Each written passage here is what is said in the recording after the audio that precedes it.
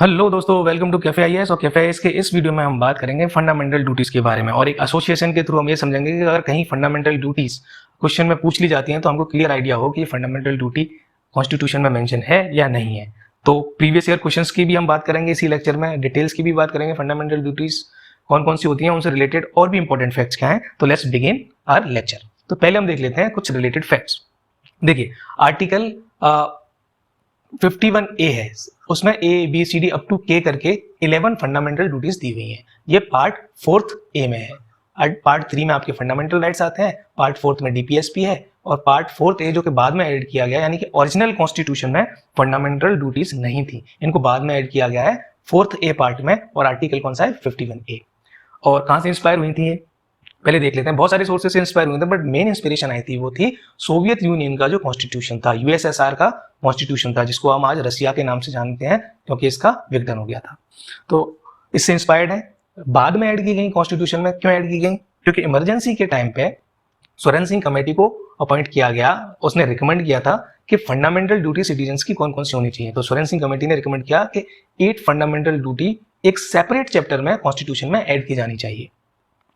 तो subsequently letter इन 1976 42nd constitutional amendment, जिसको mini constitution के नाम से भी जाना जाता है, क्यों? तो उसने बहुत सारे कॉन्स्टिट्यूशन के प्रोविजंस में चेंज किया था। तो इस कॉन्स्टिट्यूशनल अमेंडमेंट एक्ट के थ्रू 8 की बजाय 10 ड्यूटीज को इंसर्ट किया गया था कॉन्स्टिट्यूशन में। ठीक है, तो 10 ड्यूटीज हो गई। उसके बाद 2002 में एक और कॉन्स्टिट्यूशनल अमेंडमेंट आया था, 86th कॉन्स्टिट्यूशनल अमेंडमेंट, और इसके थ्रू एक 11th ड्यूटी यानी के, ये 11th ड्यूटी को ऐड किया गया। तो टोटल अभी फंडामेंटल ड्यूटीज हैं वो है 11। अब they serve as a reminder to citizen के उनके पास सिर्फ राइट ही नहीं, उनकी ड्यूटीज भी हैं टुवर्ड्स नेशन, सोसाइटी और फेलो सिटीजन्स को। तो राइट्स के अलावा ड्यूटी का रिमाइंडर भी है उनके पास। अब देखिए, these duties are non justiciable in nature, यानी कि one can not move to the court if they are violated, यानी कोई भी लीगल सैंक्शन नहीं है अगर फंडामेंटल ड्यूटीज वायलेट होती हैं तो। ठीक है, कोई भी लीगल फोर्स नहीं है उनके एनफोर्समेंट के लिए, तो इनको कोर्ट में चैलेंज नहीं किया जा सकता, और it can not be enforced, या मतलब इम्पोज नहीं किया जा सकता इनको। तो क्या है फिर? Mostly they are kind of moral, civil और इथिकल ऑब्लिगेशंस, यानी सिटीजन से कुछ एक्सपेक्टेशन है, moral, civic expectations, ethical expectations के the citizens have to fulfil. तो इस तरह की ये ड्यूटीज है, मोरल इनका नेचर है। Recently chief justice of India ने क्या कहा है कि fundamental duties are key to social transformation. की टू सोशल ट्रांसफॉर्मेशन का मतलब है कि अगर फंडामेंटल ड्यूटीज कोई फॉलो करते हैं सारे सिटीजन्स प्रॉपरली, तो मोरली भी अपग्रेड करेंगे, वो इथिकली भी अपग्रेड करेंगे, राइट? सिविक सेंस भी उनमें बेटर होगा। So as a society we will progress, we will transform, we will become a better society. So they are fundamental duties are key to social transformation. कुछ और facts हैं, जैसे they are available only to citizens. और parliament, देखिए हमने कहा था कि लीगल सैंक्शन नहीं है, उनको इंप्लीमेंट नहीं किया, एनफोर्स नहीं किया जा सकता, लेकिन parliament can make law to give effect to fundamental duty, यानी कि वो फंडामेंटल ड्यूटी को इंप्लीमेंट करने के लिए कोई लॉ ला सकती है। जैसे कि prevention of insult to national honours act लाया गया था 1971 में। इसमें कहा गया था कि कोई भी अगर इंसल्ट करता है फ्लैग की, नेशनल फ्लैग की, एंथम की, याद रखना ये एंथम है, सॉन्ग नहीं। एंथम हमारी कौन सी है? जन गण मन अधिनायक जय। और सॉन्ग कौन सा है ये आप प्लीज सर्च करें, सॉन्ग अलग है। बंकिम चंद्र चट्टोपाध्याय थे, उनके आनंद मठ से लिया गया था नेशनल सॉन्ग। ठीक है, वंदे मातरम। और कॉन्स्टिट्यूशन, अगर इनका कोई अपमान करता है, एंथम का, कॉन्स्टिट्यूशन का, फ्लैग का इंसल्ट करता है, तो इसमें पीनल प्रोविजंस थे। ये किसने प्रोवाइड किए? पार्लियामेंट ने, through an act. Supreme court ने यह भी कहा है कि जुडिशरी को वो हेल्प करती हैं किसी लॉ की कॉन्स्टिट्यूशनल वैलिडिटी को डिटरमाइन करने के लिए, एग्जामाइन करने के लिए। फॉर एग्जांपल, किसी फंडामेंटल ड्यूटी को इंप्लीमेंट करने के लिए, to give effect to a fundamental duty, कोई एक लेजिस्लेशन लेकर आया गया, राइट? उस लेजिस्लेशन में कुछ ऐसे प्रोविजंस हैं वो आर्टिकल 14 या आर्टिकल 19 को वायलेट कर रहे हैं। स्टिल कोर्ट कैन से कि आपका लेजिस्लेशन जो आप लेकर आए हो वो वैलिड है। क्यों वैलिड है? क्योंकि आप फंडामेंटल ड्यूटी को इंप्लीमेंट करने का ट्राई कर रहे हो। तो इसमें यह है कि सिंपल आपको ये याद रखना कि they help the judiciary in the examining and determining the constitutional validity of a law. ठीक है, डिटेल मैंने आपको बता दी। अच्छा, एक 2001 में केस आया था, एम्स वर्सेस एम्स की जो स्टूडेंट यूनियन है, उनमें केस हुआ था। उसमें सुप्रीम कोर्ट ने ये ओपिनियन दिया था, और सुप्रीम कोर्ट ने ये वर्डिक्ट दिया था कि जो फंडामेंटल ड्यूटी की इंपॉर्टेंस है वो आपकी फंडामेंटल राइट्स के एकदम बराबर है। ठीक है, ये बात भी आप याद रखें। They are correlative and complementary to each other, यानी आपस में म्यूचुअली रिलेटिव हैं और अपने आपस में एक दूसरे को कॉम्प्लीमेंट करती हैं। फॉर एग्जाम्पल, जैसे राइट टू क्लीन एनवायरमेंट, इसमें आता है आर्टिकल 21 में फंडामेंटल राइट का इंट्रिंसिक पार्ट है राइट टू क्लीन एनवायरनमेंट। वो कब तक नहीं होगा? जब तक हम अपनी फंडामेंटल ड्यूटी जो कि आर्टिकल 51A के जी में आती है, उसमें ये जी वाली में कौन सी ड्यूटी है कि it's duty of citizen to protect and conserve the natural resources, forest and jungles, इस तरह की, तो आपस में रिलेटेड है। सिमिलरली बिना एजुकेशन के साइंटिफिक टेम्पर हो सकता है? नहीं हो सकता। एजुकेशन से ही तो आपकी रैशनैलिटी होगी, साइंटिफिक टेम्पर होगा, आपका लॉजिकल थिंकिंग होगी। तो एजुकेशन, राइट टू एजुकेशन वाला फंडामेंटल राइट है, साइंटिफिक टेम्पर आपका फंडामेंटल ड्यूटी है जो आपके एच में है, तो दे आर कोरिलेटेड। ठीक है। These fundamental duties also serve as a warning against the anti-national and anti-social activities. They also promote a sense of discipline, brotherhood. वो डिटेल में जब फंडामेंटल ड्यूटीज पढ़ेंगे तो आपको ये समझ आ जाएंगे। तो ये बहुत ही 6 पॉइंट बहुत ही जनरल सा है। ठीक है। अब एक डिटेल और है जो आप देख लें before we are starting the fundamental duties. 1999 में वर्मा कमेटी को सेटअप किया था विद एन ऑब्जेक्टिव कि जैसे फंडामेंटल ड्यूटीज के लीगल सेक्शंस नहीं थे तो पार्लियामेंट ने कुछ एक्ट्स बनाए थे उनको इंप्लीमेंट करने के लिए to give effect to the fundamental duties. तो वर्मा कमेटी को ये काम सौंपा गया कि आइडेंटिफाई करो कि ऐसे कौन कौन से लीगल प्रोविजन अवेलेबल हैं जिससे फंडामेंटल ड्यूटीज को एनफोर्स किया जा सकता है, ऑलरेडी अवेलेबल है। तो उसने ये 5 प्रोविजन आइडेंटिफाई किए थे, 5 एक्ट आइडेंटिफाई किए थे। आप पॉज कर लें और आप इनको देख लें। ठीक है। Now let's move to the fundamental duties starting with the A. तो इसमें मैं आपको बताऊंगा जैसे कोई भी एक वर्ड, जैसे कोई फंडामेंटल ड्यूटीज आपको किसी ऑप्शन में दिखी तो आपको क्लिक हो जाए कि हाँ ये फंडामेंटल ड्यूटी है, यानी वर्ड से आप रिलेट कर पाए। तो ए से मैंने रिलेट किया है अबाइड, जैसे आपको दिखेगा to abide by the constitutional and respect national flag and national anthem. ठीक है, नेशनल एंथम है, नेशनल सॉन्ग है, ये मैंने पहले बताया था।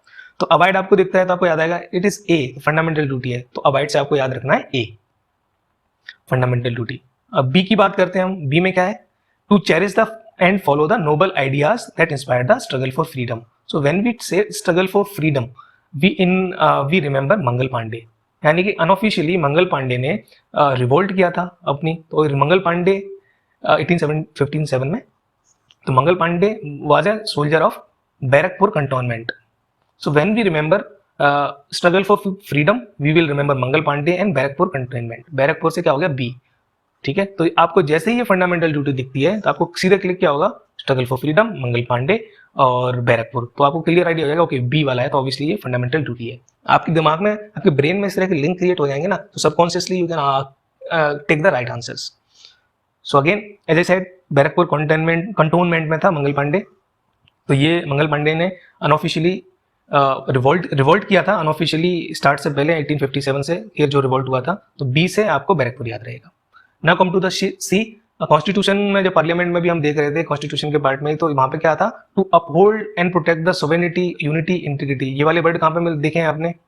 ये हमने देखे हैं प्रीएम्बल में भी देखे हैं। Preamble is the identity card of the constitution.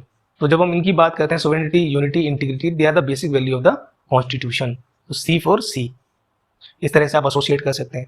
मतलब आपको एसोसिएट करना है, आपको जैसे ही आपको दिखे आपको क्लिक हो जाए। करेक्ट। तो सी वाला आपका ये हो गया। अब now come to D. D का क्लियर है कि कंट्री को जब जरूरत पड़े या उसकी नेशनल आपको सर्विस के लिए जरूरत पड़े, और if you are called upon you have to go and defend the country and provide your services to the nation. So D for defend, इस तरह से याद रहेगा। अब ई किस तरह से याद रखना है? देखिए, to promote common spirit of brother, यानी भाईचारा बढ़ाना है आपको। And to renounce practice derogatory for dignity of women, यानी कि विमेन की डिग्निटी के लिए जो भी प्रैक्टिसेस हैं डेरोगेटरी हैं, उनको अपमानजनक है, ऐसी प्रैक्टिसेस को अवॉइड करना, उनका त्याग करना। ये वाली चीजें हम भी हमारी ड्यूटी है। अब इस क्या कहते हैं? ईव टीजिंग, यानी कि हमको ईव टीजिंग को अवॉइड करना है। और वो कब पॉसिबल है? जब हम we have a common spirit of brotherhood. तो ई से आपको रिलेट करने में आसानी होगी, ई से ई। तो जैसे ही आपको स्टेटमेंट ये दिखेंगे तो आपको याद आएगा this is related to the eve teasing. Okay, E से ई यानी कि ई मैच हो रहा है तो this is A fundamental duty, तो कंफ्यूजन नहीं होगा। एफ, इसी तरह से फटाफट हम एसोसिएट करते हैं। To preserve and to value and preserve the rich heritage of the country's composite, यानी मिक्स्ड कल्चर। जब हम रिच की बात करते हैं तो रिच के साथ जो एडजेक्टिव जो जनरली यूज होता है वो होता है फिल्दी रिच। ठीक है, तो फिल्दी रिच की जब बात करें तो एफ से क्या हो गया? एफ रिलेटेड हो गया। ठीक है, तो जैसे ही एफ याद आएगा आपको तो फिल्दी रिच से क्या आ जाएगा? To preserve the rich heritage of the country's composite culture, यानी कल्चर के मामले में हमारी कंट्री है फिल्दी रिच है और हमें उसको वैल्यू करना है, प्रिजर्व भी करना है। जी की देखें, ग्रीन, जी फॉर ग्रीन। तो यहाँ पर ग्रीन किससे रिलेट करते हैं हम? जनरली नेचर से। तो यहाँ पर नेचर के प्रोटेक्शन की ही बात हो रही है।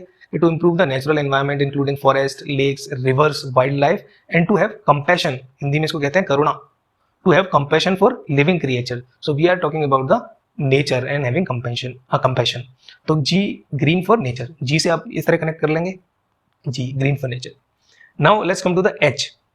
H की हम फंडामेंटल ड्यूटीज की बात करें तो फंडामेंटल ड्यूटी में H में क्या है, to develop scientific temper, humanism and the spirit of inquiry and reform.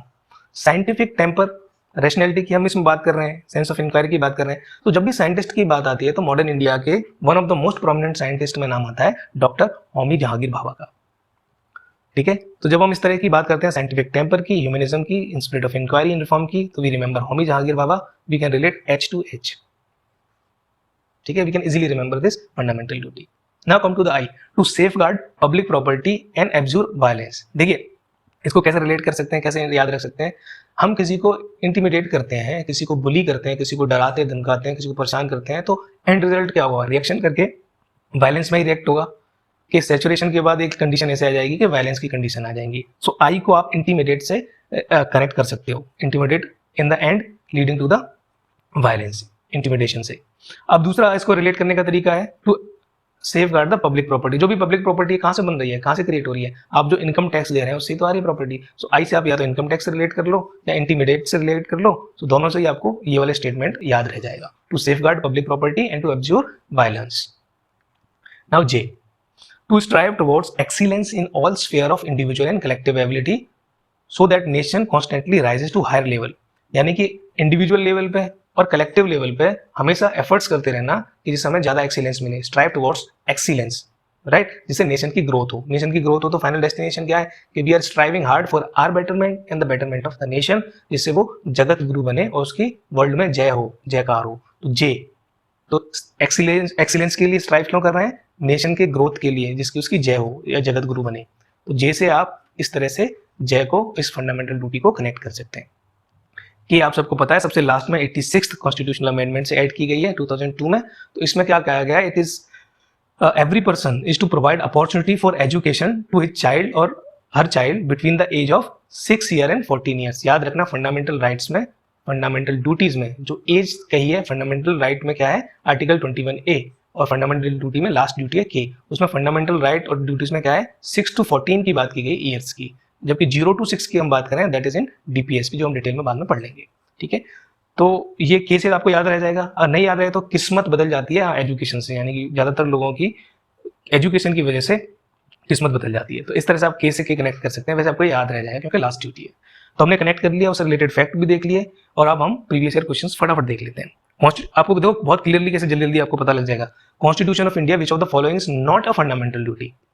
उल्टा शुरू करते हैं, टू अबाइड, ठीक है, ये फंडामेंटल ड्यूटी हो गई है. सेफ गार्ड पब्लिक प्रॉपर्टी किससे बनती है, इनकम से, ये भी या फंडामेंटल ड्यूटी होगी. डेवलप साइंटिफिक टेम्पर, अच्छा साइंटिफिक टेम्पर डेवलप साइंटिस्ट कौन थे, होमी जहांगीर भाभा. H, तो H नंबर की हो गई. तो ये तीनों तो आपकी हो गई फंडामेंटल ड्यूटी. बची कौन सी, to vote in public elections, ये नहीं है. तो आंसर वही पूछ रहा है कि कौन सी नहीं है, तो answer would B A, correct.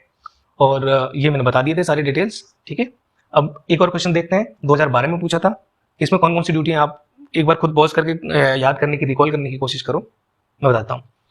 Rich heritage, rich heritage की बात करो तो रिच के साथ जो एडजेक्टिव लगता है वो कौन सा, फिल्थी लगता है. तो ये कौन से नंबर की है, F.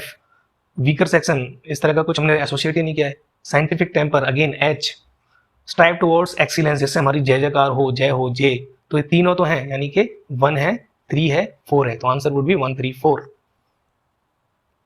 ठीक है, जो सेकंड वाला है this is more implied in the DPSP, directive principle of state policy. So answer would be C here. एक और क्वेश्चन देखते हैं, to uphold and protect the sovereignty, unity of integrity of India. कहां पे आता है, प्रीएम्बल में. Preamble क्या है, कॉन्स्टिट्यूशन का आइडेंटिटी कार्ड.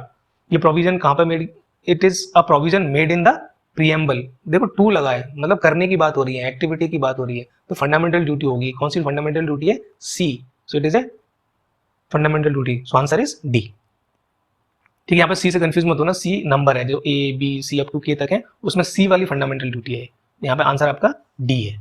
ठीक है, now comes to the last question. इसमें कुछ स्टेटमेंट दिए हुए हैं, उसको आपको बताना है कि फंडामेंटल ड्यूटी के रेस्पेक्ट में कौन से ट्रू है, कौन से नहीं है. 2017 का क्वेश्चन है प्रीलिम्स का. पहला statement, a legislative process has been provided to enforce this duty. कोई भी लीगल सैंक्शन नहीं, हमने बात की थी, पार्लियामेंट प्रोवाइड कर सकती है एक्ट को, लेकिन इंडिपेंडेंटली कोई भी लेजिस्लेटिव प्रोसेस कॉन्स्टिट्यूशन में नहीं है, एनफोर्स नहीं कर सकते इनको. First is wrong. Second, they are correlative to the legal duties. Legal से तो कुछ भी कोरिलेशन नहीं है इनका। ये मोर ऑफ कौन सी ड्यूटीज हैं? They are moral obligations, they are ethical obligation, they are civic obligations, हमने क्लियरली देखा था।